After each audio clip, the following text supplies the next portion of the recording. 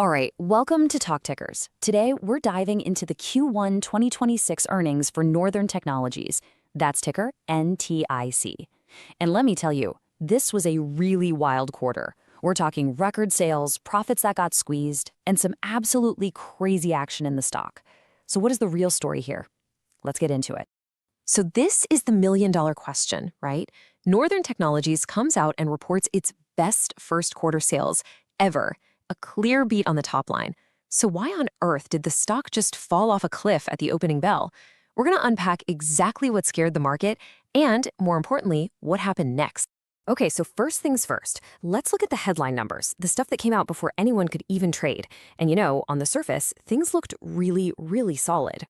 Revenue hit a record $23.3 million for the quarter. Now, that's up 2.6% from last year. And it didn't just squeak by Wall Street's expectations, it comfortably beat them by about 2.6 million.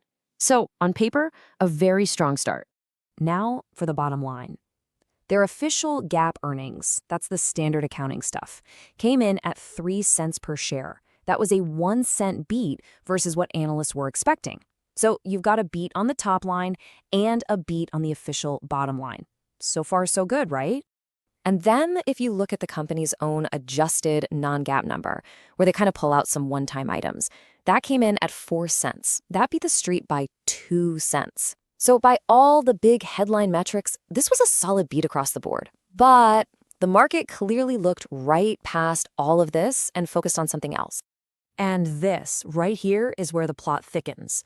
This is the heart of the matter. Because while those sales were growing, profitability was going in the absolute wrong direction.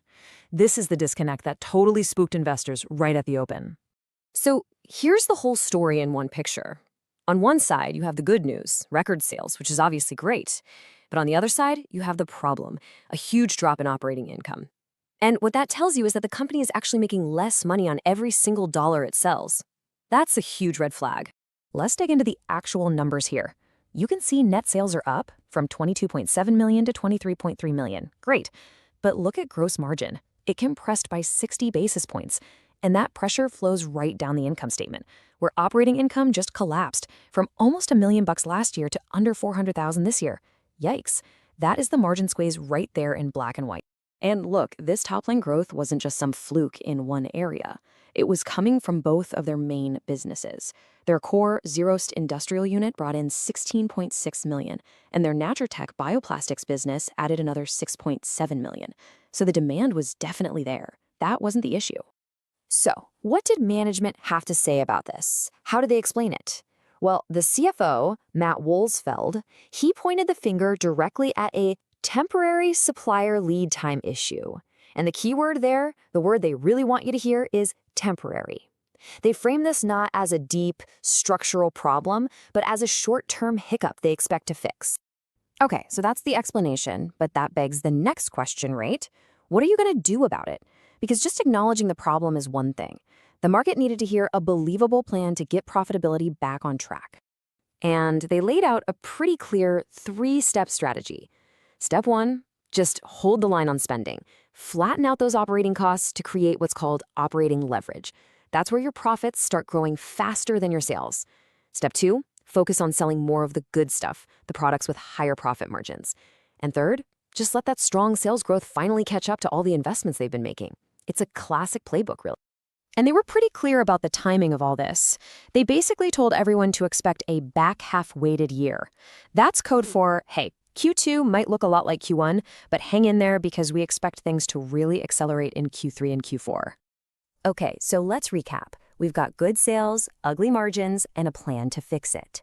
Now let's look at how traders digested all of this in real time, because man, the price action tells a fascinating story all by itself. Just look at this roller coaster. The stock closed the day before at $8.74. Then after the earnings report at 9:30 a.m., it opens way down at just $8. That's a drop of 8.5%. That's the panic selling on the bad margin news. But then something amazing happened. Throughout the day, buyers started stepping in, and the stock rallied all the way back to close at $8.69, basically erasing the entire loss. So what does that mean? In Wall Street talk, this is a classic intraday reversal.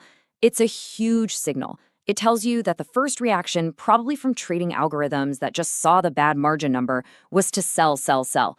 But then, as the day went on, human investors actually listened to the conference call. They digested the recovery plan and they decided, hey, this story sounds pretty credible. Confidence in the future won out over disappointment in the past. All right, time to play analyst. Let's put all of this together, issue our verdict, and figure out what we should be looking for on the next earnings call and what it all means for the stock. Look, it all comes down to this. Management made some big promises and now they have to deliver. Their credibility is totally on the line. So on the next call, we need to see proof. Is that gross margin number getting better? That's number one. Number two, are they actually holding expenses flat and creating that leverage? Third, is the top line growth still there? And finally, we need to hear that they're executing on their big contracts, like that major deal they have in Brazil. So, with all that in mind, we're slapping a market perform rating on this one.